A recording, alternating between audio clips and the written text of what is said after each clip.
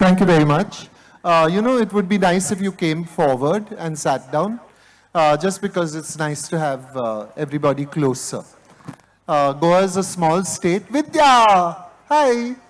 Okay. Vidya Pai was one of Bhai's first translators.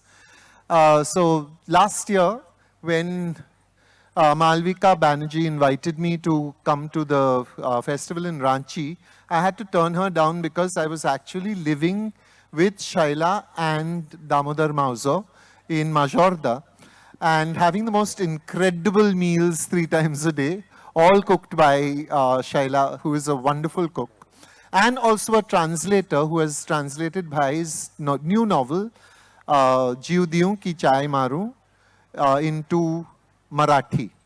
I have translated it into English, and that will appear later in the year. You'll have to wait for it. And we'll talk about it at the next festival. Malvika, I hope you're listening. Okay. Yesterday, when we were sitting on this stage, someone made a remark about how some languages are not equal to other languages. And she said, why aren't there translations from Kannada and Dogri and even Konkani? And even Konkani sort of revealed to both of us, Konkani speakers, what is thought about, what people think about Konkani. That it is an even Konkani. There's also that language. So I thought what we could do right now, because if we are talking about Mauzo's world, then Konkani is certainly a very large part of that world. So we'll just briefly touch upon the history of a language, the one language in India that is written in 5 different scripts. So Bhai, would you like to talk a little about literary Konkani? Yeah, sure. Thank you, Jerry, and thank you all. Thank you, Malvika, if she is listening. Friends, well, as you know, I write in Konkani, which means it is a literary language. Many people are ignorant about this fact. I feel sad about it, but it is one of the 22 languages recognized by the Constitution of India. But we are the last entrant, rather late entrants in the mainstream Indian languages. I think Konkani is one of the few languages which has suffered at the hands of history, and not only history, also geography. History because since the Portuguese captured Goa and they ran their rule, during their rule, they passed a decree banning the use of Konkani even in speech. I don't think any language has faced such problems. This went on for nearly about 300 years. And then it was too late because most of the people of Goa had switched over to Portuguese or Marathi or Kannada, because these are the languages of the neighboring states. Before the Portuguese came to Goa, there were some writers, but most of the writings were religious as it happened then. Let us not talk about it. It is to the credit of Konkani speakers that they kept their tongue, their mother tongue alive despite major obstacles. You are probably aware that many Goans, out of scare of conversions, had to leave the shores of Goa and go in exodus to settle in the neighboring states of Karnataka, of Kerala, and also Maharashtra. To the credit of these people, over 400, 500 years of settlements in these areas and these states, they did not give up speaking in their language within the community or at home. But they had to go to schools. Those who went to Karnataka, they went to Kannada school, learned the language, and then to keep up their language alive, they adopted Kannada script to Konkani. Those who went to Kerala, they learned Malayalam, adopted Malayalam script to Konkani and kept on writing in Konkani. Those who had those Muslims or Urdu speakers who settled along Bhatkal and other areas, they went to school, learned Urdu and wrote Konkani in Perso-Arabic script. Those who went to Portuguese schools, because it was compulsory, they learned the alphabet, Latin alphabet, and adopted Latin alphabet, or you can say Roman alphabet, to Konkani. In this way, and the rest in Devanagari, because I believe it is the natural script of Konkani. But as a result, Konkani ended up being written in 5 different scripts. I don't think many other languages are, fortunate enough or unfortunate enough. Fortunate because it has added to our culture, it was a new addition to a chapter of history. And again, we also allowed many terms and proverbs from other languages to enter in our language. So it enriched our language. But at the same time, today we are facing difficulty of readership. Those who read in Kannada script, they cannot read the same language, but they cannot read in Devanagari or other scripts. So these are some of our obstacles. But Konkani has survived in spite of the history that played dirty with us because of the colonial rule, and also geography. We tried to distance us. And I will just end this first question, answer to the first question, quoting our great poet Manohar Rai Sardesai, who once said that it was his Konkani once created history. Now the history of Konkani created geography. And now a time has come when geography is creating a history. Thank you. That's a lovely way to to end that. I think what I'd like to take you back to now is the moment of Carmeline. For many of us who were in Bombay, I remember Vidya Pai's translation of Carmeline coming out, and it being an eye-opener, the first book that dealt with migrant labor in the Middle East. And at that time, Bhai, it was women who were going, right? Would you like to tell us a little about the origin of that story, of that, path-breaking novel? I think it's the one that won you the Sahitya Academy also.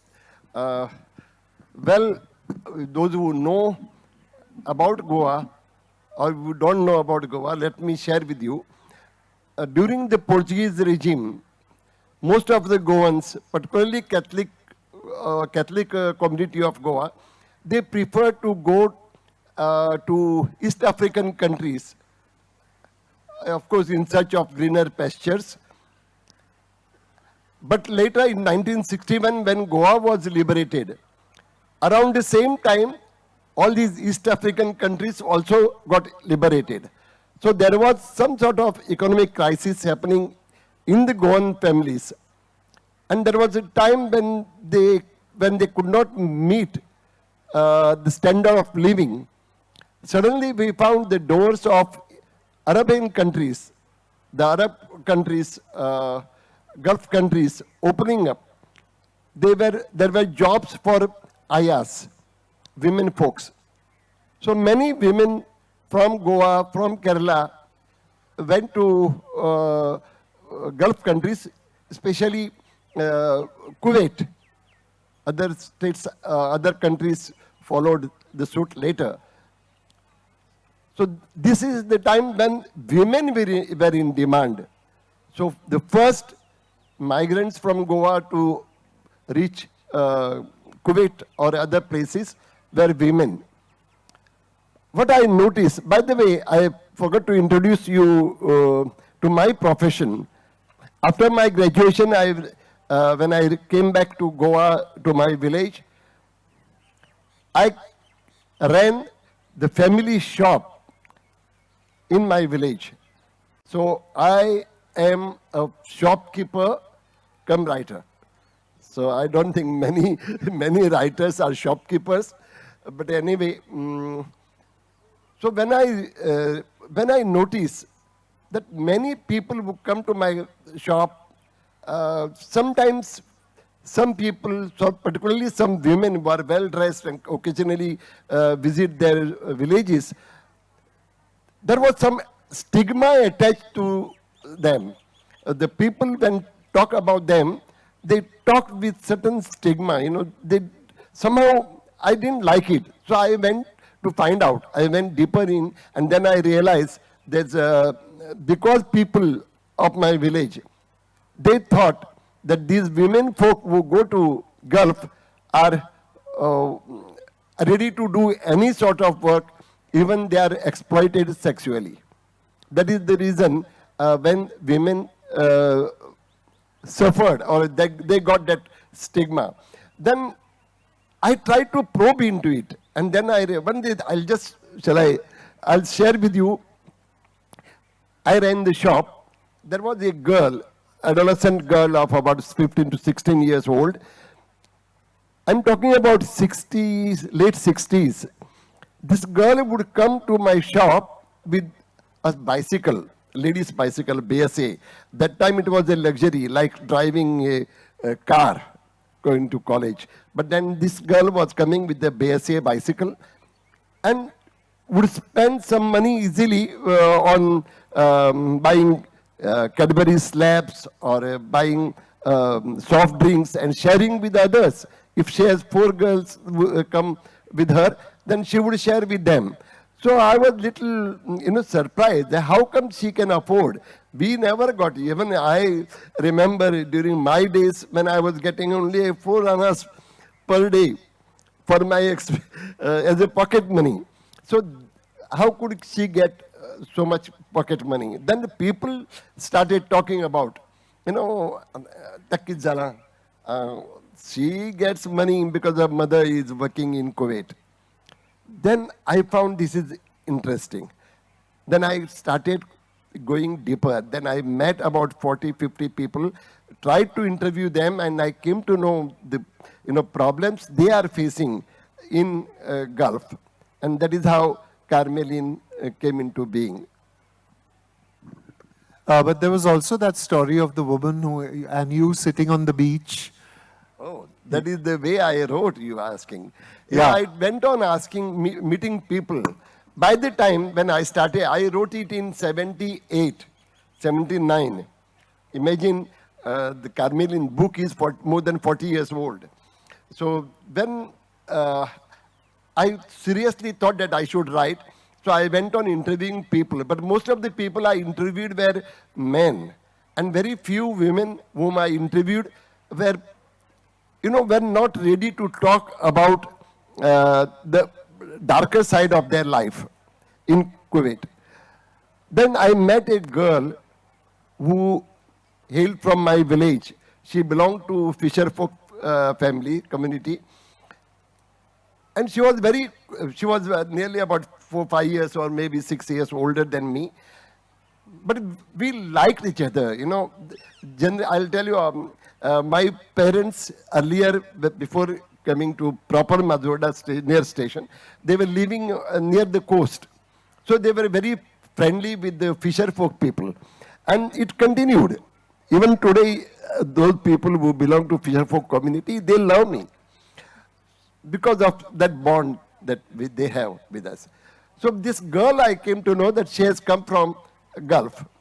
So I asked her, I would like to talk to you. She said, come over anytime, but come in the evening around 5:30. So I went there. The house was noisy. It was a small house. So she said, let us go to the beach and sit there. We can talk freely. So I went with her. That time the beaches were isolated. So we both sat there and she went on talking about, and she did not hide anything except that whatever ills were happening, that to others, not to herself. That's what, but I could filter it and take what I could read in between the lines. But then she went on talking for hours and it was dark by 7. Yet I was writing. I had taken the notebook with me. She went on talking and talking, and then I went on writing and writing. It was dark. I could not see the page, but I went on scribbling. And then when I reached back home, I told Shaila, I'm done. I'm done with the investigation or research. Now I'm going to start writing. And that is how it happened. But then this woman was who gave me all this information that I can write another novel about her only. Because as a young girl, when she was short of money to run the family, she was married to a drunkard, and how she went to Kuwait, how she got into the illicit liquor business in Kuwait, where it was, a punitive thing, daring. Even the most daring gundas would not indulge in that, but she did it. Not only that, thereafter, after coming back home, she made lot of money. She bought some flats in Mumbai. She had taxis in Mumbai, and all the rich Arabs would approach her, and with her contact would go and stay in Mumbai in her flat with her car and the girls of their choice, which she would arrange. I'm just taking how bold she was, and I can definitely write. I could have written a novel about her also. I am commissioning this novel now. I'm saying you have to go back to Goa and settle down and write that novel. I will harass you into I'll writing. just add a very more thing. There was, soon after that, I think it was soon after 75, in the early 80s, the year was Women's Year. And this woman, the girl who gave me all this information, she was coming from Kuwait, all loaded with so much gold and with bags also full of gold items. And she was stopped at the airport by the customs. And I read in the news that one woman who was arrested was taken to the court, and the judge was kind enough to allow her to take away. And she said, they are all gifts given by my friends. And it was probably true. But the judge was kind enough to let her go scot-free because it was Women's Year. Some people live under a lucky star. I think that's a great epilogue to the novel. The year of the gold, year of the golden gifts, I think we could call it. Okay. So, but if I look at the corpus, as it were, I think there are 2 novels, right? And the large majority of your work has been in the short story. So what is it about the short story as a form that interests you? This is a puzzle that I have not been able to solve so far. But because I have been a voracious reader right from my childhood, but most of the books that I read were novels. I was inspired by those books, but I don't know why I took to write short fiction. I think it has come to me naturally. I don't make any effort to write a short fiction, or I never get confused whether this is should be a story or should be a novel. No, it comes to me as a story. So I don't hesitate. I have written about 4 novels so far. One I would say Tsunami Simon also. Tsunami Simon is I call it an adult, young adults literature, but a major 2 novels. So, but also the other thing that I've noticed about the work is there is a large number of very strong women, and in comparison, a whole bunch of very weak men. Do you have a rather bad opinion of our gender, right? But women, men are not weak men. Because women are strong women, you find men are weak. But then, yes, I have experienced the life led by my mother. I was 12 when my father died. Of course, it was a joint family. We didn't have much problems as such. But then, when the time came for me to go to college, and there were no colleges in Goa, we had to go to Mumbai to college. And I was the only son to my mother. another sister I have, and one sister is no more. But then I was the only son.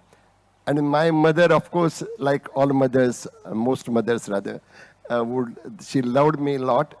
But I am really grateful to her for her decision to allow me to go to Mumbai all alone for college. And who did you meet there? Who did you meet in college? That was a bonus.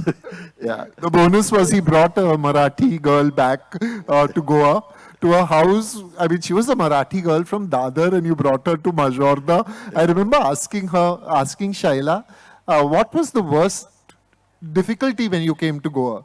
And she looked at me and she said in this wonderfully Marathi way, everything. Yeah.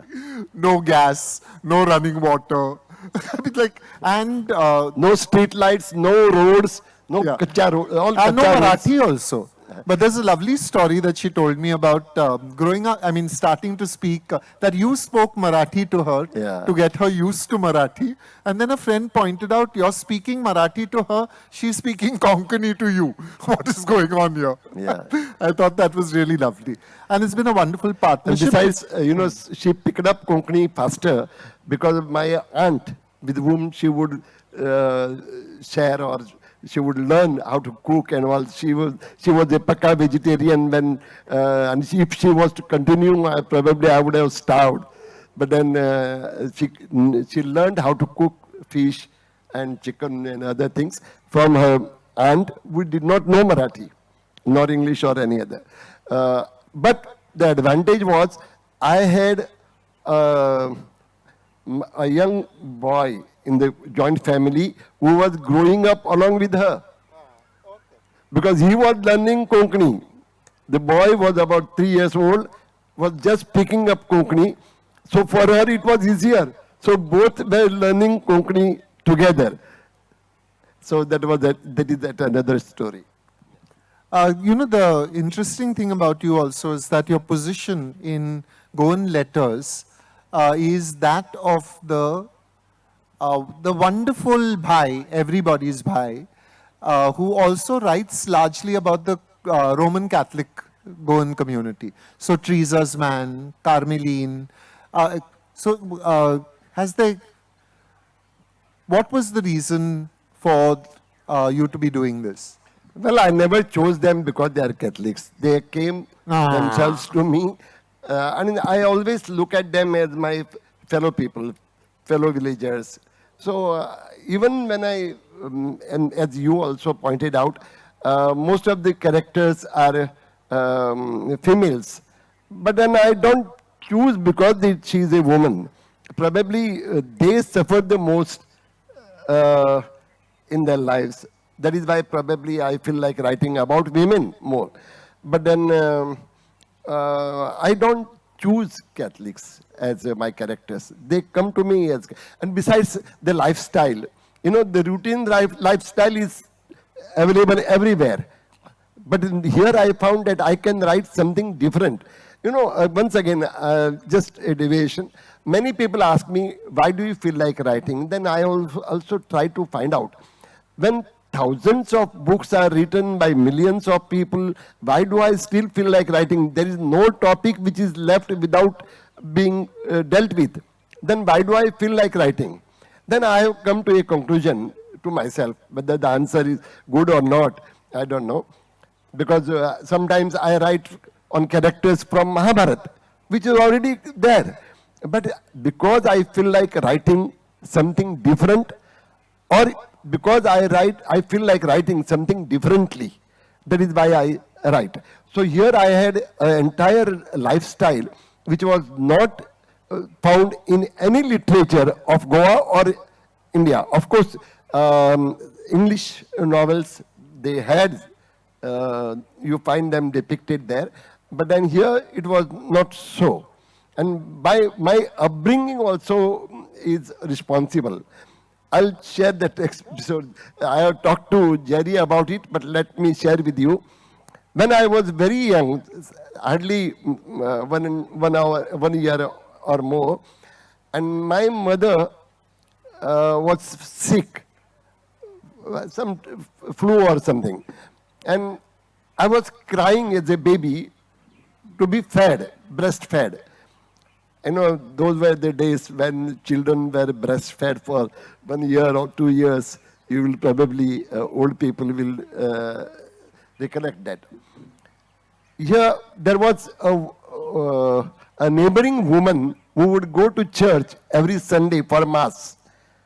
And that particular day, when this woman was returning from the Mass, she would regularly find my mother either in the corridor or in the garden in front of our house. So she missed her. So she simply inquired, where is she? Then they said, she is not well. So she entered the house just to say hello to my mother. Then she heard some child crying inside. So she asked me, what is happening? Why is he crying? So no, mother, she is sick. That is why she cannot feed him.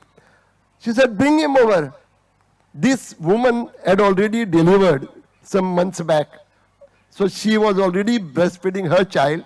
So she went inside and fed this child, which was me. So this was the relationship and the bondage that we had with others. You can make out a Catholic woman just says, okay, bring the child over, I'll feed the boy. And it is taken for granted, there's nothing wrong in it. So this is the lifestyle of Goans, whether you are a Hindu or Christian. You may have your religion or religious things to be observed within four walls of your house, but outside we are all one. So I never, picked up any character because he or she is a Catholic. For me, she is a Goan. And Bhai is a wonderful writer. He's proved to be a wonderful organizer of the Goa Arts and Literature. Just now I told you, before it is fresh in your minds, the woman, you probably have heard of the name Anthony Gonsalves. If not, you must have heard. My name is Anthony Gonsalves. So my name is Anthony Gonsalves, the famous music maestro, is from my village, and this woman is his mother. And I came to know because Anthony's sisters would tease me as Dudh Bhav. You understand the meaning? We also have it in Marathi, Doodh Bahin, and when you have been breastfed by the same mother, that creates a very strong bond between people. So, as I was saying, Bhai is proved to be a wonderful writer. He's a great organizer of the Goa Arts and Literary Festival for 10 years. But what is also very important is that he's a startlingly brave man. He has stood up to Hindu fundamentalism all his life. And when he called the Sanatan Sanstha a cancer, they put him on the hit list and said that, people suggested that he should apologize. And he said he would not apologize because that was his belief. And he was going to stand by his belief. And so poor Bhai has to wander around with an armed guard. But because he is an inveterate fiction writer, he started, when I said, you have an armed guard? He said, yes. But these are poor men who in the police force, and tell us about your armed guard stories. I love those stories also. No, these are some gossip that I shared with him. When I was provided with the security, and these are personal security officers who move about with me, along with me, everywhere they come. So I often get in dialogue with them. Once I asked him, what is the position, rank that you are holding? He said something like Havaldar or much more bigger, ASI. I said, why you choose this? Because I see they move 24 hours with me. They are sure not to get anything. But you call underhand. So I said, why do you chose to be with me? If you were in some other position, probably would have earned a lot of more money. Underhand, of course. But then he said, they prefer to post as security guards only those who have no guts to take bribes. So these people, Or even no desire to take bribes. I mean, Yeah. if you don't take a Yeah. bribe, then you can't give your presiding officer or your upar wala officer, you can't meet his targets also. So you better step out of the system and be posted to Damodar Mauzo duty. It's a wild, strange world. But actually, I think sometimes one of the prime jobs of a writer is to be a listener, to be a good listener. Yes. And I think sitting in your shop, there were many stories that actually were presented to you. Like that wonderful one about the cattle. Yeah. Tell that one, no? Yeah, I'll share with you, but let me confess to you, many people, particularly within my family also, they were asking me, I am a graduate in 1966, passed out in 66, when there were, jobs rampantly available for any Goans because Goa was just liberated. I have to tell you also that the pass rate in Ruia College, where I went, was 20, Podar College was 23%. Okay, every year 23% of everyone graduated because standards were still high at the time. Yeah, let me share you. That shows how a writer gets to write stories. Of course, this is not common to all. The process of writing differs from writer to writer. But I'll share you one story which has become very popular at that time. I live in Maduoda, which is a village, and there is a road passing in front of my shop. One day, it was a Sunday, I found one farmer pulling two cattle along with him. He was in a hurry to go, and the cattle were not willing to follow him. I just saw it and I forgot it. Maybe I had taken some mental note of it. That was Sunday, a day of bazaar in Margao, which is a town about 7-8 kilometers away from my village. And there would be a cattle bazaar, cattle market, where cattle are exchanged, sold and bought. I forgot it. In the evening, around 6 o'clock, I saw again that tinkling of bells in the necks of the cattle, and I just noticed this time the scene was different. The two cattle were running, and the farmer was being pulled by them, and he was following them with heavy feet. So that, I registered it, and I think at the back of mind it was going on. After reaching home, I again gave a thought to it. And then I wrote that story, Koisao's Cattle, a family of farmers who love animals, but because of their conditions, poor conditions, they have to sell the cattle. And in the morning, when the cattle is taken to the market, the woman keeps crying. And when the cattle is brought back, cattle are eager to return home, but the woman feels frustrated and keeps hitting her cattle. So that is the story. This is the plight of human beings, farmers particularly. It continues today also. I know that we are probably running out of time and we need to probably open for questions in the audience. Amitav Ghosh is in the first row, an old friend of Bhai Mauzo, and he will ask the first question. Thank you. Well, Damodar, amongst many of his distinctions, is also a writer who's written about environmental catastrophe and the tsunami. So I wonder if you'd want to say something about that, Damodar. I think it's one of your finest works. Thank you, Amitav. I feel proud and elated also that you are in the crowd. Friends, my elders have taught me one lesson, and which is a mantra. And I think my fellow writers should follow it if they like it. A writer has to be a fighter. So, all my life, I have stood by truth, my truth. And the truth which is in a larger interest of society and my state, Goa. Whether it is the chemical plants that come to Goa, or whether it is the Madhei River, which is being diverted by the neighboring state. Then again, the recognition to my language was not offered to us on platter. We had to fight for it. There was an agitation. I have suffered to lathi charge. All my back turned blue with the lathis. But then we never bothered about these things. Again, there was an opinion poll. Probably you are aware or not, I don't know. The first ever referendum that happened in our country, it was about Goa, whether you want merger or you want a separate state or you want to keep up your identity. So we fought very hard against the mighty neighboring state who had,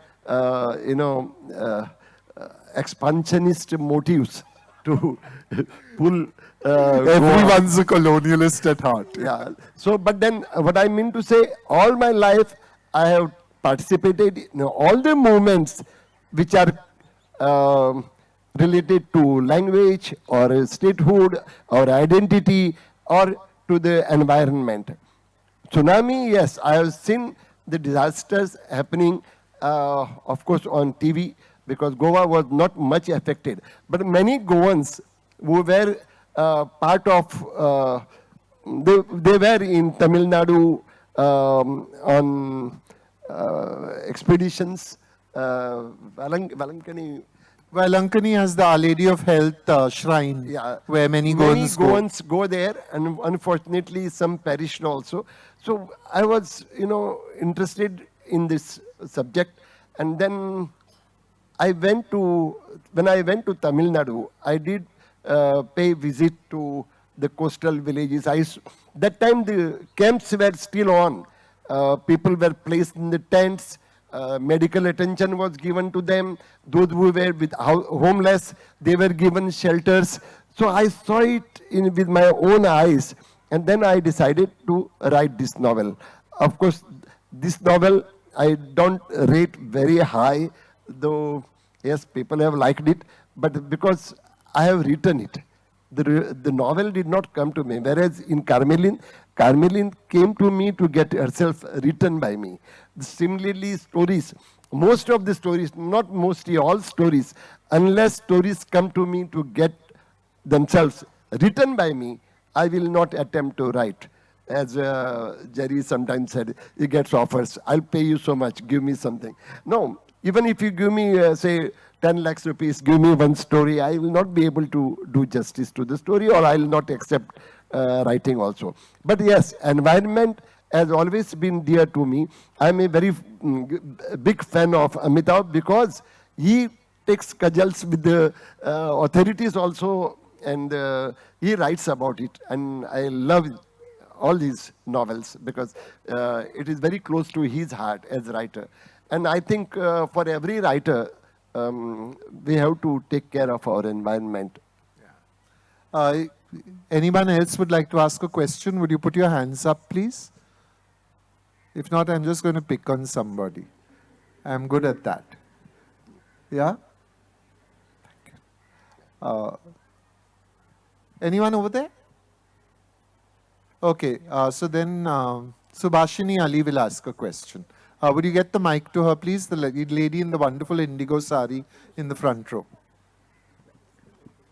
I haven't read what he's written. I'm hearing him for the first time, and I'm going away determined to immediately get hold of his books, because the honesty with which he speaks, he's a very transparent person. It's quite amazing. So I just would like to know, how have you stayed transparent and childlike after so many years on this earth? It's lovely. To me wonderful. What a beautiful compliment. Yeah. Thank you. Thank you for the compliment. You see, recently I'm awarded a Jnanpith. In 1983, I was awarded the Sahitya Akademi Award. And many awards in the meanwhile came and went. Well, I don't feel as if somebody is getting the Jnanpith. I'm happy about it. And that is the attitude with which I accept it. I'm not boasting about it, please. Don't misunderstand me. But I would love to remain a child, or the child within me to keep alive until my last breath. Thank you all very much. Bhai Mauzo. By the way, he is called Bhai because he is actually everybody's brother in Goa. He is the only writer I know you can get off at the station, get into a rickshaw and say, Bhai Mauzo, and they actually take you to his house. On which note, thank you all very much. The books are available and he'll be available for a signing right now. Yeah. Thank you so much. If anybody is interested, if I have evoked any interest in the audience, please, the books are available. I'll be happy to autograph them in a few minutes. Thank you. And thank you, Jerry, for the wonderful session.